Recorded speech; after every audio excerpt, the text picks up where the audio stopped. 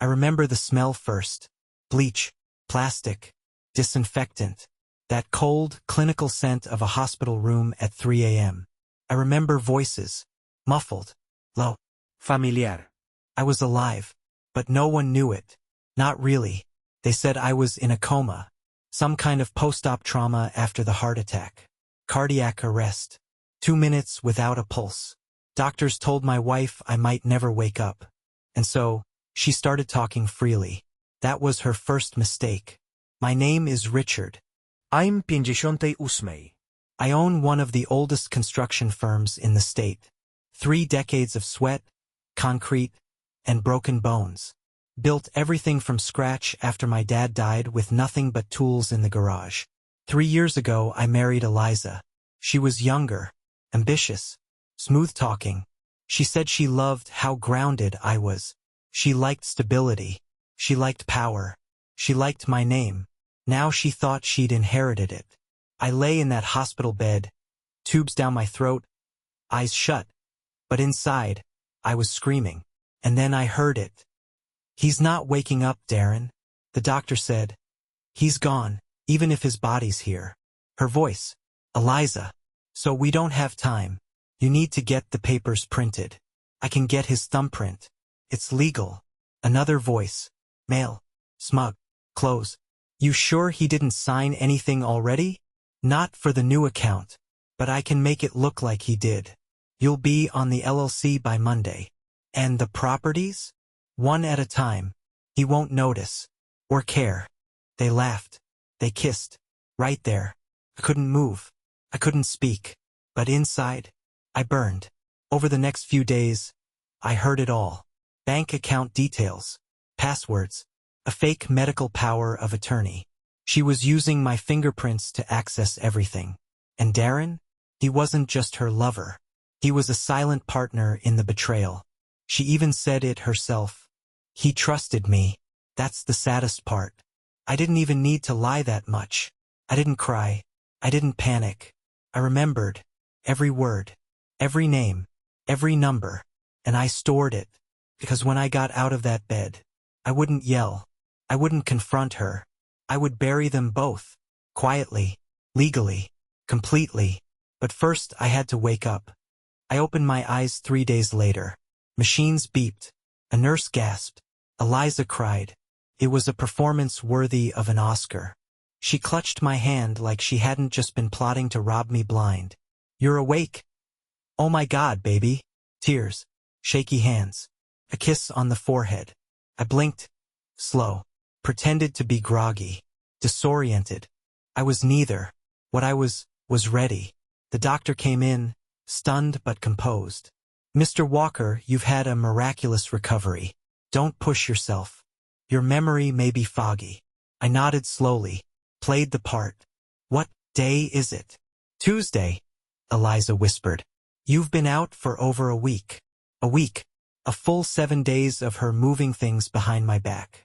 A week of Darren parading around as my replacement. But they didn't know. I heard everything. And I remembered every word. Over the next 48 hours, I said very little. I let Eliza bathe me, feed me, whisper sweet lies in my ear. She thought she still had the upper hand. But every time she unlocked my phone for banking access, I watched her fingers. Every time she opened my laptop to check your messages, I tracked what she clicked. She forgot the simplest rule. Never steal from a man who built the system you're hacking. By the 3rd day, she left the room to take a call. She thought I was asleep again. But my eyes were open just enough. No, he's awake but slow. He doesn't even ask questions. He's weak. Darren. I already got into the holding account. I'm wiring it out in pieces. By next week, he'll be broke and won't even know it. The properties? 2 already signed over. The beach house is next. He signed a power of attorney in January, remember? All I had to do was backdate the rest. They thought I was finished. But I wasn't even out of moves. When the nurse came in later, I whispered quietly, "Do you have a phone I can use? One that's not mine?" She raised an eyebrow. "Sure. Family emergency." "No. Lawyer." That night I called him. Patrick Reed. Old school.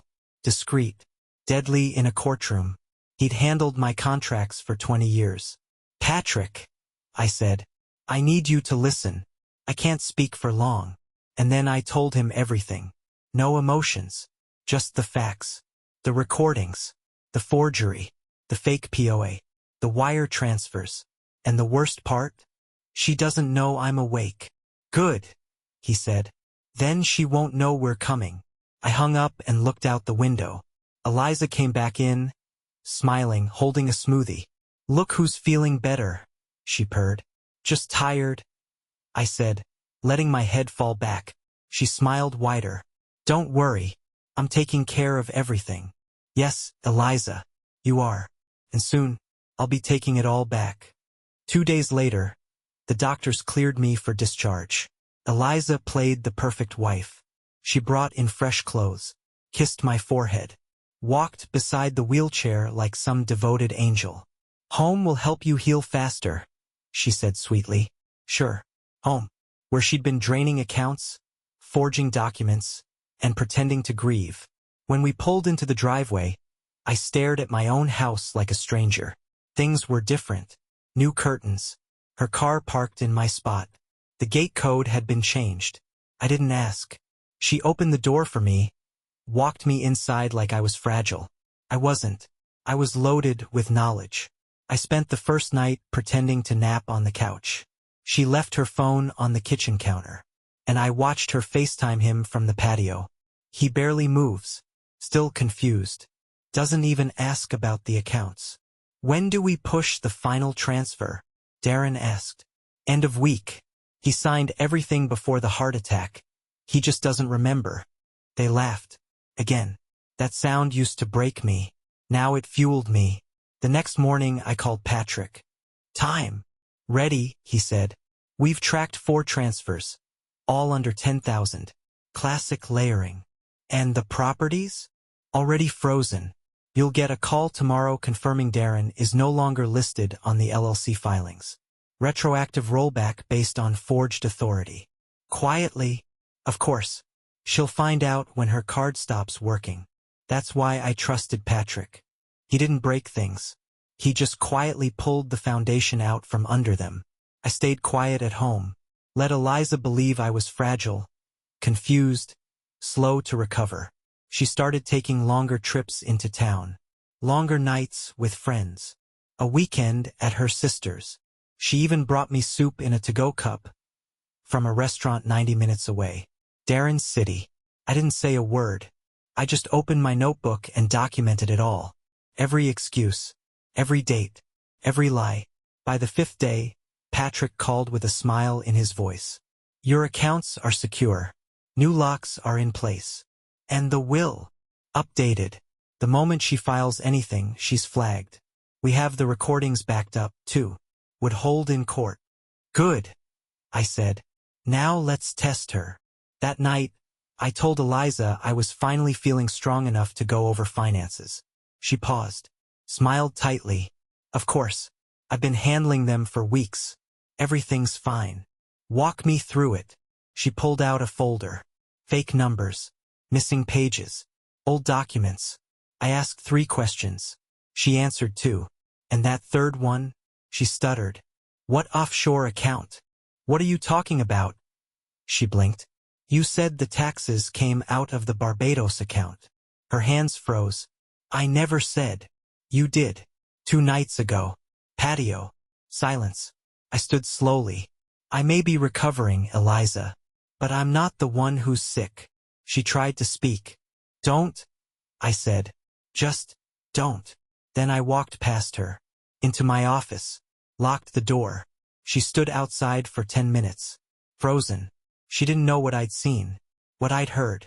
What I'd done. But for the first time, she realized I wasn't broken. And this time, I had the paperwork. The next morning, I watched her stir coffee like nothing was wrong. The same hands that had used my signature to forge transfer forms. The same hands that had wrapped around another man's neck while whispering about my inevitable death. And now those hands were shaking, just slightly. She could feel it. Something was changing. Her phone buzzed. She picked it up, walked quickly to the other room, then returned a few minutes later, face pale. "Everything okay?" I asked, sipping my tea. "Yeah. Just, banking app was glitching." She lied like she always did. Only now it wasn't working. What she didn't know. That glitch was the result of Patrick's team freezing 5 personal and business accounts tied to her forged access. Another 2 were flagged for fraud. Her digital wallet? Locked. Darren tried to help her. We saw the attempt. A quick wire from a dummy company. Rushed and careless. Blocked instantly. He didn't realize. The IRS had already been tipped off by Patrick's anonymous compliance report. The same man she hoped would replace me couldn't even cover his own paper trail. At noon, she walked into my office holding a stack of papers. "We should probably go through your will," she said with a sweet, too calm voice. "Why?" I asked without looking up. "Just in case. You've been through a lot. And we never finalized some things." "We did. Last year. You remember." She blinked. "We did. You were there. You said it was generous." She hesitated. She didn't remember because she never cared. She thought she'd get everything anyway. But the truth? The will was already updated. And she had been written out entirely. A week ago. That evening, I got the confirmation. White heavy checkmark, my name reinstated on every property. White heavy checkmark, all power of attorney authorizations revoked. White heavy checkmark, her digital signature invalidated retroactively. White heavy checkmark, surveillance logs backed up and dated. White heavy checkmark, full forensic report delivered to my home in a black folder. Eliza went out that night. Said she was meeting her sister. She wasn't. I had GPS logs. She drove straight to Darren's condo. I didn't call. Didn't stop her. Just took a photo of the map on my phone and printed it. She came back late, smelling like cologne and lies. "Didn't expect you to be up," she said. "Couldn't sleep?" I answered, holding the folder in my lap. She stared at it. "What's that?" "Everything. Everything. You'll see." I stood, handed her the black folder. She opened it slowly. "Read the title. Fraud Investigation Summary. Eliza M. Walker." She didn't speak. Didn't blink. Just kept turning pages. Bank screenshots. Wire transfers. Audio transcripts. Leaked messages. Forged documents. Digital footprints. All of it. You went through my phone?" she whispered. "No," I said. "I went through your lies." She opened her mouth, then closed it. I walked past her, toward the door. "Where are you going?" she asked, voice cracking. "To finally sleep in a house that belongs to me. Alone." She didn't follow. Couldn't. The weight of those pages? Heavier than any confrontation. Because now, she couldn't deny a thing. The facts were staring back at her in black and white. 2 days later, Eliza tried to flip the script. She walked into my study, holding a manila envelope like she was delivering a message from God. "You've crossed a line," she said, sharp but shaking. "You're weaponizing things that were private. That's abuse." I didn't look up. "And what would you call using a coma to steal someone's life?" "I'm protecting what's mine. Nothing was ever yours." She tossed the envelope on the desk. Inside, a notice from her attorney, requesting mediation, claiming she was owed compensation, demanding partial ownership of the business I built 30 years ago. She actually thought she had a case. So I made a call. Patrick scheduled a meeting, me, him, and her lawyer. Private, off the books, just to see how far they were willing to bluff. When we arrived, I stayed quiet at first. Her attorney, young, cocky, too clean, opened with a smile. "Mr. Walker, we believe there's a misunderstanding regarding joint marital assets." Patrick chuckled before I could even respond. "Let's be clear," Patrick said. "You're representing someone who used a forged power of attorney, backdated contracts, and biometric fraud to authorize illegal transfers. Allegedly, we have recordings." Patrick opened a thin black folder, placed it on the table. "This is just the summary." Eliza's attorney started flipping pages. His jaw clenched. "Where did you get this? We didn't get it, Patrick said calmly. We built it. 5 minutes later, the lawyer asked to speak with Eliza privately. They stepped out. I stayed seated. Still, focused. Patrick leaned toward me. She thought she hired a shark. She did, I said. Too bad it's swimming in my pond. Eliza came back in. Her voice was smaller now. We can settle this. Quietly. You don't have to destroy everything. You destroyed it. We were married. So were the lies. She paused. What if I drop everything? Walk away. I nodded slowly. Sign the withdrawal. Renounce the claims. Leave the house by Friday. And you won't press charges? Patrick raised an eyebrow, waiting. I looked her dead in the eyes. I already did. She froze. You called the police? No, I said. I called the bank, then the IRS, then the fraud division. I didn't need to make a single accusation. Your transactions did the talking. Eliza left the room without another word. Her attorney followed her, face pale. Patrick closed the folder, stood up, and smiled. You didn't flinch once. I've been flinching for 6 months, I said. Now it's her turn. That night, I sat outside on the porch, the same one where she once fed me soup, where she kissed my forehead while wiring money behind my back. Now it was quiet. Now it was mine again. Inside she packed. The woman who once decorated the house like it was hers was now folding clothes into bags she didn't buy. And in 48 hours, she'd be gone, but not free, because once the fraud paperwork hit the system, she'd be answering questions long after she left this house. She came downstairs the day before the move-out deadline. Hair tied back. No makeup. Barefoot. No performance this time. She looked tired, like someone who had spent the night Googling the words, wire fraud sentencing, and didn't like what she found. Can we talk? She said softly. I didn't answer, just motioned to the chair across from me. She sat, hands folded, knees twitching. I know I made mistakes, she started. And I know it's too late to fix what I did. But I'm scared, Richard. Good. I was stupid. Darren was. He made it sound like we could start over. Like we could make something for ourselves. Without needing your name. And yet, I said coldly, you used it on every document. I didn't think you'd wake up. She said it like it was a confession. But it wasn't guilt. It was regret that I did wake up. If I walk away now, she continued, no lawyers, no fighting, no media. Would you consider dropping the case? No. Please. This isn't revenge, I said. This is justice. You don't need to destroy me. You already did that yourself. She wiped her eyes. Real tears this time, not crocodile ones. But I wasn't moved. Because I remembered every word she'd whispered to Darren when she thought I was unconscious. He won't know. He's already half dead. Let's just take what's left. You don't come back from that. I stood up and walked to my desk. Pulled out a white envelope. Thick. Heavy. What's that? Everything the DA's office requested. Timeline. Forensics. Signatures. Transfers. Your voice, transcribed. Her mouth opened slightly. You really went that far? You went farther. But what if I go to prison? She whispered. Then you'll learn what it feels like to lose time. She stood slowly. And Darren? Already flagged. Warrants pending. RS wants him first. You're next. You really set this all up while I was sleeping next to you?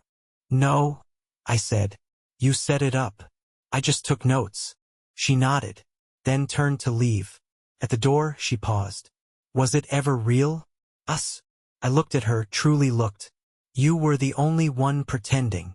And with that, she left. No slamming doors. No final screams. Just the sound of heels on hardwood. And silence that felt like victory. I watched her car disappear down the road. Not in anger. Not in sorrow. Just relief. Because this time, she didn't take anything with her. She was gone. By Friday, the house was quiet. No perfume in the hallway. No fake goodnight kisses. No phone calls in the bathroom. No forced smiles over dinner. Just silence. Not the cold kind. The clean kind. The locks were changed. The cameras updated. The legal team finished sealing everything off. White heavy checkmark Eliza's name removed from every account, LLC and contract.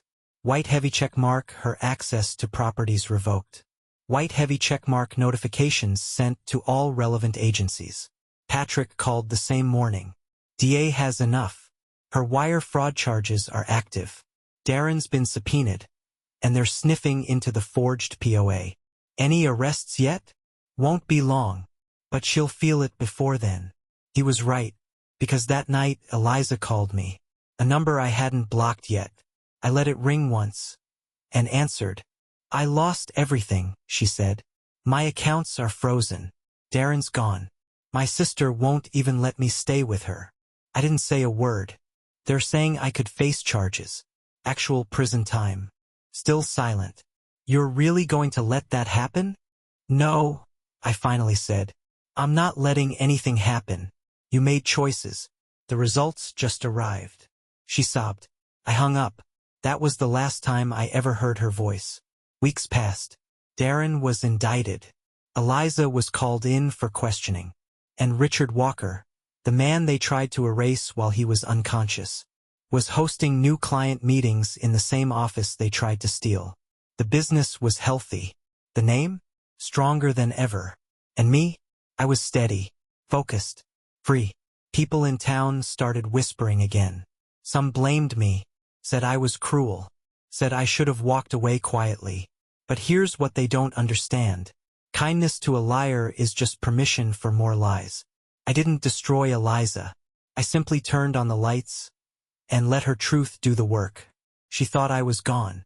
She thought I'd never wake up. But when I did, I wasn't the same man. I was smarter, colder, and absolutely done being used. She was gone. By Friday, the house was quiet. No perfume in the hallway. No fake good night kisses. No phone calls in the bathroom. No forced smiles over dinner. Just silence. Not the cold kind. The clean kind. The locks were changed. The cameras updated. The legal team finished sealing everything off. White heavy checkmark Eliza's name removed from every account, LLC and contract. White heavy checkmark her access to properties revoked. White heavy checkmark notifications sent to all relevant agencies. Patrick called the same morning. DA has enough. Her wire fraud charges are active. Darren's been subpoenaed, and they're sniffing into the forged POA. Any arrests yet? Won't be long, but she'll feel it before then. He was right, because that night Eliza called me. A number I hadn't blocked yet. I let it ring once, and answered. I lost everything, she said. My accounts are frozen. Darren's gone. My sister won't even let me stay with her. I didn't say a word. They're saying I could face charges. Actual prison time. Still silent. You're really going to let that happen? No, I finally said. I'm not letting anything happen. You made choices. The results just arrived. She sobbed. I hung up. That was the last time I ever heard her voice. Weeks passed. Darren was indicted. Eliza was called in for questioning. And Richard Walker, the man they tried to erase while he was unconscious, was hosting new client meetings in the same office they tried to steal. The business was healthy. The name? Stronger than ever. And me? I was steady, focused, free. People in town started whispering again. Some blamed me, said I was cruel, said I should have walked away quietly. But here's what they don't understand. Kindness to a liar is just permission for more lies. I didn't destroy Eliza. I simply turned on the lights and let her truth do the work. She thought I was gone. She thought I'd never wake up. But when I did, I wasn't the same man. I was smarter, colder, and absolutely done being used. It's been 3 months since she left. 3 months since the last lie. 3 months since she packed what little wasn't mine and drove off into a future she no longer controlled. And in that time, my world didn't fall apart. It got better. The business? Stronger. My name? Cleared. My assets? Protected tighter than a vault. Clients came back. Old friends I hadn't spoken to in years reached out. said they were proud. Said I'd done what most men don't do. Fought back. Quietly. Legally. Without stooping to her level. Because sometimes revenge isn't fire. It's cold ink on paper. A silent signature. A document she never sees coming. A courtroom that doesn't care how good she fakes the tears. I never made it public. Didn't blast her on social media. Didn't try to destroy her reputation. Because I didn't have to. She did that all by herself. Eliza is now facing federal charges. Fraud. Forgery. Attempted financial abuse. They offered her a deal. Flip on Darren in exchange for leniency. Word is, she took it. So in the end, the man she betrayed me for? She betrayed him too. There's something poetic about that. The house is mine again. No tension in the air. No fact-affection. No late-night business meetings. Just peace. And my dog. And a porch I can finally sit on without wondering what lie waits behind the door. A buddy of mine came over recently. Divorced, bitter, still trying to make sense of what happened in his marriage. He looked at me and asked, "How'd you stay so calm, Rich? I would have lost it." And I said, "Because rage is a storm, but silence is a slow, rising tide that drowns them while they sleep." She thought I was old, too trusting, too slow to catch on. She forgot. Men like me don't yell. We build quietly. And when you come for what we've built, with lies, fake smiles, and forged papers, we don't argue. We take everything back. And then we shut the door behind you. Do I regret ever marrying her? No. Because what she gave me was priceless. Clarity. She made me see what happens when you hand over trust too easily. And now, I'll never make that mistake again. To any man listening to this right now, if something feels off, it is. If she changes routines, starts hiding her phone, laughs when you ask questions, start watching, start listening, start preparing. Because they never expect the quiet ones to be the ones holding the blueprint. But we do. And by the time they realize it, we've already built the escape and locked them out. Thank you for watching. If you've been through something like this, drop your story below. Speech Balloon, let's talk. Let's expose. Let's heal. More stories coming. More truth. And way more endings she'll never see coming.